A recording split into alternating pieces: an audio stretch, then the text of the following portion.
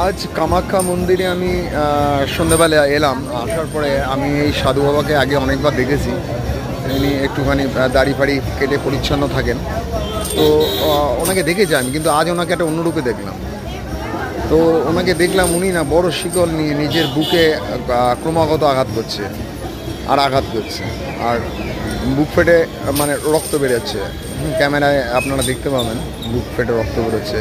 তো আমার এই সাধনা, এটা কীরকম সাধনা আমার মাথায় ঠিক ঢুকছে না। হ্যাঁ, সাধনাটা এরকম কেন হবে? এই যে কষ্টটা উনি করছে, এই কষ্টটা যদি উনি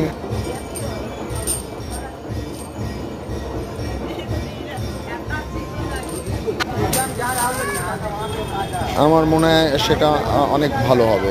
এই এই এই ধরনের সাধনার থেকে ওনার এই শ্রমটা উনি যদি মানুষের ভালোর জন্য, কিংবা এখানে অনেক রকম কাজ আছে, সেই দিকে মায়ের কাজের দিকে উনি যদি ধ্যান দেন, কেমন সাধনা আমার মাথায় ঠিক ঢুকছে না।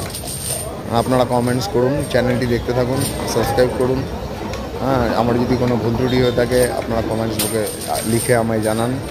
আমি অবশ্যই আপনাদের কথার সব উত্তর দেবো। আমি এখানে অম্বাবুচিতে আছি। অম্বাবুচিতে আপনার যদি কোনো কামাখ্যা অসুবিধা হয় আপনারা আমার সঙ্গে কন্ট্যাক্ট করতে পারেন। আমার এখানে সাবস্ক্রাইব করুন, সব পেয়ে যাবেন ডিটেল।